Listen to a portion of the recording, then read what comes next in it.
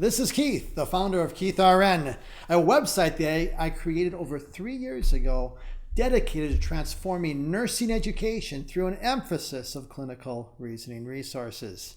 Today is the second of 3 webinars on the topic of strengthening student transition to real-world clinical practice. And today's topic, the number one struggle of nursing students, but more importantly, how it can be overcome.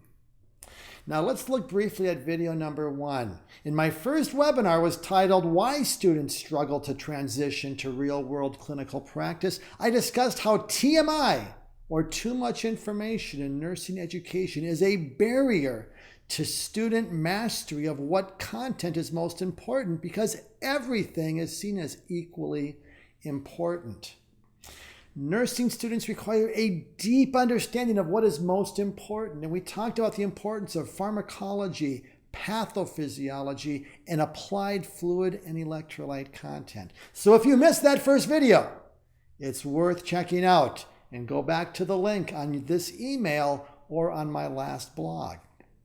I also have another free download on this webinar video on the applied approach that breaks down clinical reasoning step by step to strengthen any student or nurse's understanding of thinking like a nurse and transitioning this to real-world clinical practice. But let's talk about the lived reality briefly of students and faculty in nursing education. And I conducted a survey just in the last couple of months of my audience that consists primarily of nurse educators. And faculty observed that students are struggling the most in the following areas. They are struggling over half to integrate pharmacology, patho, and fluid and electrolytes into their clinical practice. That's 1 in 2 of students. So the topic that I covered just in my last webinar is very important. It will just be a brief, kind of put an exclamation point to that reality. Students are also struggling 2/3, 67%, with multiple patient assignments. 80% are struggling to set correct priorities, and 82%, 8 and 10 plus, are struggling to integrate and apply clinical reasoning into the clinical setting. So this is a very significant finding, and it really highlights that clinical reasoning from a student perspective is one of their greatest struggles, and is in fact the number one struggle that students are experiencing today as they pursue their education in academia. But it's also interesting to note that in the same survey, when faculty were asked what are some of the current weaknesses in their curriculum, the number one weakness that faculty identified, over 80%, was that clinical reasoning is a current weakness and is not strongly situated in the curriculum. And I'd like to know, what do you think? The greatest struggle that students have is to integrate clinical reasoning into practice. Secondly, integrating clinical reasoning was the greatest weakness in nursing curriculum in my random survey. And my question is this: could there be a relationship between these two dynamics, that students are struggling in this area, as well as it is a weakness in nursing education? And I would say absolutely. And so my goal and my passion as a nurse educator, as well as a nurse in practice, is to situate this foundational tenet of practice, which is thinking like a nurse, which is what clinical reasoning represents. So let's go back to our definition of clinical reasoning by Patricia Benner, the preeminent scholar and educator of our generation. She has to say this. This is the definition of what clinical reasoning represents. It is the ability of the nurse to think in action and reason as a situation changes over time, to capture and understand the significance of clinical trends, to filter clinical data, to recognize what is most and least important, grasp the essence of the current clinical situation, and then identify and determine Is a problem present? And then making that resultant clinical judgment. I just want to share briefly, why am I so passionate about clinical reasoning? And how did I get to this place where I am today? As I shared briefly from my story in the last webinar, I really am an everyday educator. I am just pursuing my passion to teach and to mentor students in the clinical setting as well as the classroom as a new nurse educator of over the last several years, but a nurse in practice for over 30. And for myself, when I began to implement the paradigm changes of educating nurses in these shifts that we need to emphasize that include the need to contextualize content and emphasize clinical reasoning, I looked at Dr. Benner's definition of clinical reasoning from educating nurses, and I looked at other leading nurse educators such as Linda Caputi and Christine Tanner and Lisa Day. And I looked at more importantly, I believe, my own lens of clinical practice of 30 years. And I practice in mental health, pediatric step-down NICU, as well as step-down cardiac telemetry, ICU, emergency care. And through these different settings, I have a predictable way that I filter and look at each patient in order to priority set and begin to manage my day and to think like a nurse using clinical reasoning. And I looked at the theoretical work of these educators, and as a bifocal lens of practice, I kind of have that lens of educator and lens as a nurse who's current in practice in the settings of ICU, ER, and circulating rapid response. And I kind of said, okay, what are those steps? How can I break this down and simplify it? Because students require everything to be broken down step by step by step as a novice nurse who don't have any background to base what is correct on. I remember when I taught fundamentals for the first time, these fundamental textbooks and skills book had like 20 steps to wash your hands correctly. And I says, really? And I looked at those steps. Yeah, you need to do every one. But as an experienced nurse, you just do it intuitively. You don't even think about it. And it's the same way, I believe, with thinking like a nurse. Experienced nurses know how to do it intuitively, but yet can we break it down so students can understand it and grasp it step by step by step, just like we do for any other skill such as sterile technique, Foley catheterization, or washing your hands. And that's really what I've done. And so when you look at thinking like a nurse is also a skill that needs to be practiced and understood step by step. It's not a different construct. And so therefore, what I've created is a unique template of 12 sequential steps, step by step by step, 8 steps or questions that the nurse must ask before they see the patient for the first time and are looking over the data in the chart, listening to report. What are those steps that you want to be thinking? And then 4 steps when you see the patient for the first time. And we're going to talk about this template because this is foundational to my work of clinical reasoning and the amount of educators across the country who are using my template and my clinical reasoning case studies to strengthen student learning over the last 3 years. And I think it's important to note that this construct of clinical reasoning that I've created, this applied template, is not just something that I find valuable or that educators anecdotals, which are numerous, are finding valuable, but I currently am blessed to have 3 citations in the nursing literature that are using this tool and reference to it currently. The first is in the current 10th edition of Kosier and Erb's Fundamentals of Nursing textbook, one of the top 3 that are used in programs across the country. I have a portion of my construct of clinical reasoning in this fundamentals text on the topic or chapter on clinical reasoning. Secondly, I have an article on my work of applied clinical reasoning in the current Volume 3 of the National League for Nursing's Innovations Center volume that's edited by Linda Caputi. And the final is that I have a chapter in Carol Houston's text, the 4th edition coming out next year.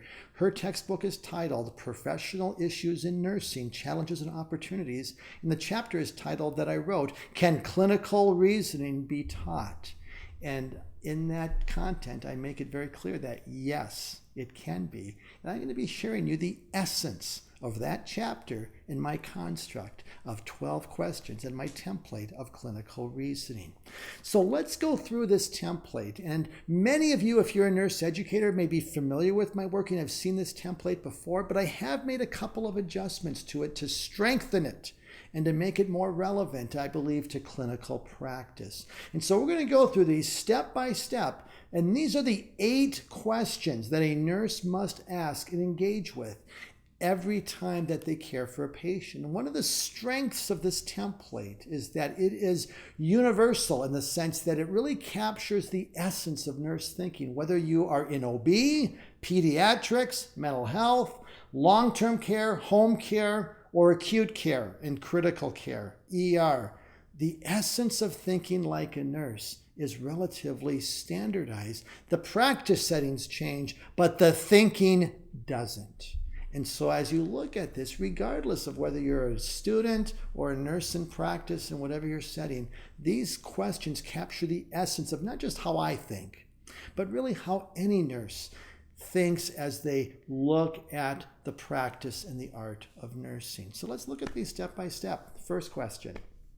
When you're looking at your patient for the first time, what is the primary problem and what is the underlying cause or pathophysiology of that problem? Now, it all begins with the medical problem, and that becomes the foundation or be kind of like the center of the sun that you begin to look at and say, what's that problem? But more importantly, do I understand the pathophysiology of that problem? And if you don't, it's imperative that the nurse looks it up, understands it to strengthen and deepen the critical thinking that's required for practice.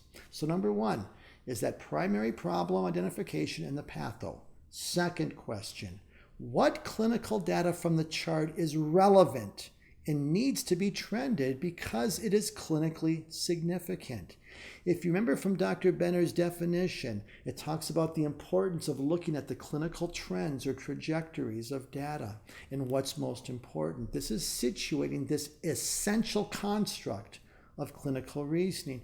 But in order for students to know what's relevant, they need to know the content that is relevant in the pathophysiology so they can use their knowledge to apply it in the context of the clinical setting. And that's where they also need, if you're a nurse educator or a nursing student, this is where nurse educators must guide students to see what's relevant. Because one of the weaknesses that Dr. Benner identified in her novice to expert theory is that students will see everything as equally relevant in the clinical setting as well as the textbook. All of that data, they are unable to discriminate it because they don't have the knowledge or the experience, most importantly, to make that discrimination. And you as an experienced educator must embrace that responsibility to help your students and guide them into seeing what is relevant or what is most important. The third question is this: list all relevant nursing priorities. Which nursing priority captures the essence of your patient's current status and will then guide your plan of care? So this is a distinction that is new to my template. First is this: what are all of the relevant nursing priorities? Like if a patient has heart failure, impaired gas exchange, ineffective tissue perfusion, activity intolerance, fatigue, anxiety. But of those, so list them all because they're all relevant, but then the student must step back, or the nurse in practice, which one is most important? Priority setting is an important construct of clinical reasoning. And therefore, listing the priorities and then recognizing, again, through either the guidance of the educator or through your experience, which one is the most important that captures the essence of the patient's problem. Remember from Dr. Benner's definition, the essence is also another key component of clinical reasoning. Fourth question, What nursing interventions will you initiate based on this priority, and what are the desired outcomes? It's important that this is the essence of care planning and nursing process that is situated within this template of clinical reasoning. Nursing priority, and then interventions, and then what is the desired outcome?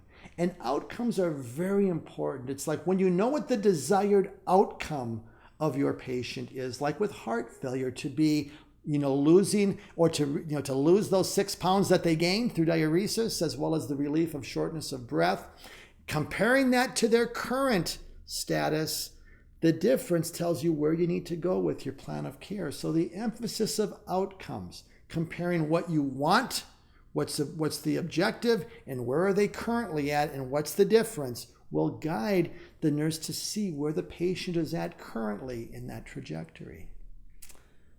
Fifth question, what body system and key assessments, as well as psychosocial needs, will you focus on based on your patient's primary problem or nursing care priority?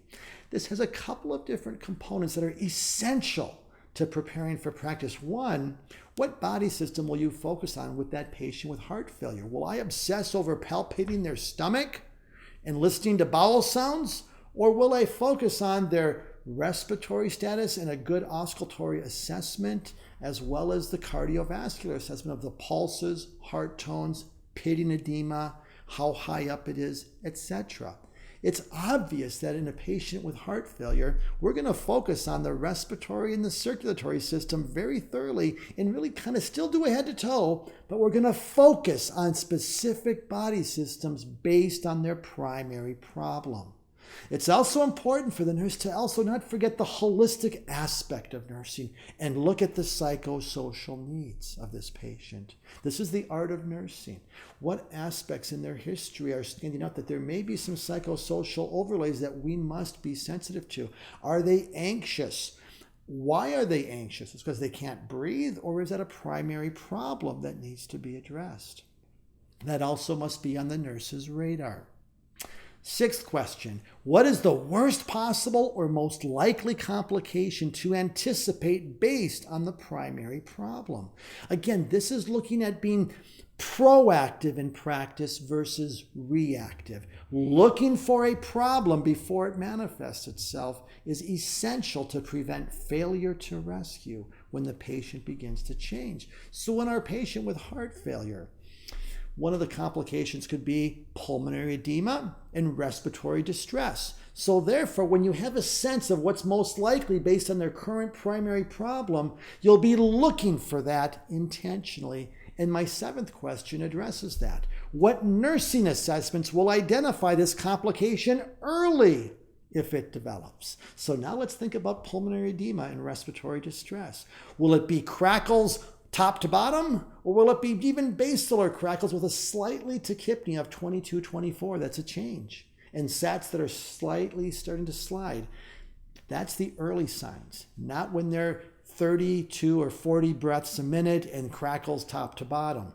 But knowing what we're looking for in those early signs of the complication will prevent needless progression of a complication and failure to rescue. Eighth question, and final with our pre-data collection, is this. What nursing interventions will you then initiate if this complication develops? So if our patient develops pulmonary edema and respiratory distress, what will we now do? Will we simply just let them lie flat? Or will we raise the head of the bed? Will we give them more oxygen? If so, how much? Will we call the physician? What will be our S-bar? We're anticipating what that would look like if this problem develops. And now we have the final four questions that we formulate and reflect upon. Now that we've seen the patient for the first time, we've formulated these 8 questions and we've got a sense of where we're going. We now see the patient, we collect our vital signs, our head-to-toe assessment, interact with the patient, identify any psychosocial concerns, and then we ask these 4 questions. 11, or number 9. What clinical assessment data did you just collect that is relevant and needs to be trended because it is clinically significant to detect a change in status? This is again looking at what have you read in the chart? What have you gotten from report? And is that similar or is that different to what you just collected? If it's consistent or improving, we know that our data is moving in the right direction. But patients can change quickly, and the nurse must be able to situate their knowledge and recognize that we're now trending from our prior assessment and report to what we're trending. Therefore, we can make a judgment. And what is it? 10. Does your nursing priority or plan of care need to be modified in any way after assessing your patient? So again, has the priority changed based on the data personally and objectively collected by the nurse? And making that judgment is the next step. 11.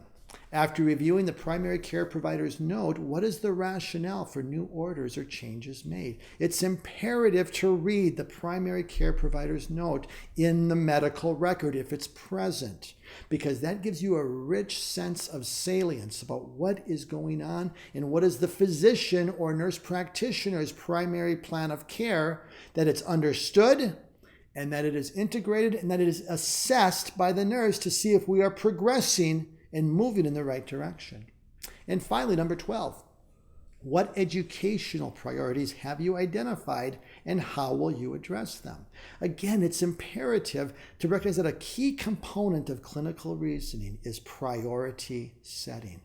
So educational priorities are a key responsibility of the professional nurse, and the nurse must recognize and embrace that mantle of being an educator, even if they feel inadequate, especially as a student. And as we look at faculty concerns, when I asked some of in the same survey of my audience, that again is primarily nurse educators, what were some of the concerns that they had with their students in the clinical setting? Some of the most common themes included the following. They struggle to think on their feet. They struggle to put the picture, a clinical patient picture all together. And they struggle to think like a nurse and make a correct clinical judgment.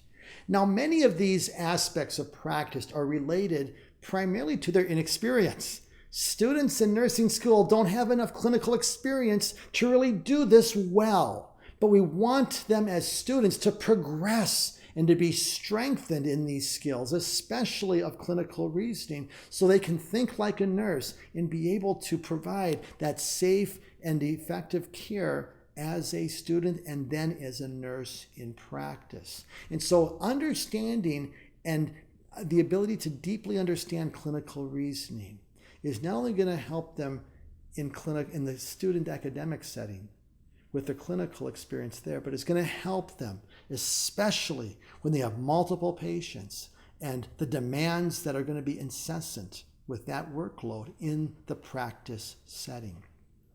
When I look at the strengths of my model and my simplified approach to breaking down clinical reasoning step by step, these principles are universal and again will work in any practice setting.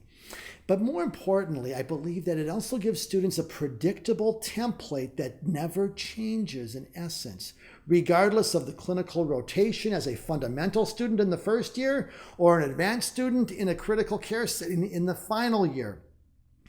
Students need opportunities to practice the thinking and develop a literal rut in their brain. And as we know that as students do repetitive actions, whether it be sterile technique or vital sign collection, and do it over and over, it becomes ingrained, and the ruts in the brain, in the cortex, literally become reformulated and are able to strengthen student learning and comfort in the clinical setting when anything is done repeatedly.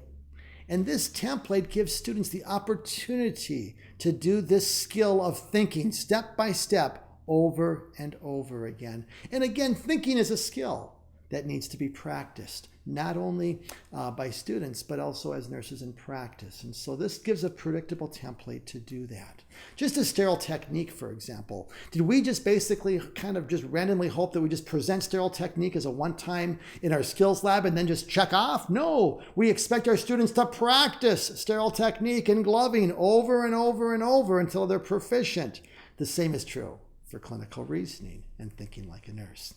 So in closing, in my final webinar I will discuss the greatest fears that students have about transitioning to real-world clinical practice and how to best prepare them for this eventual reality.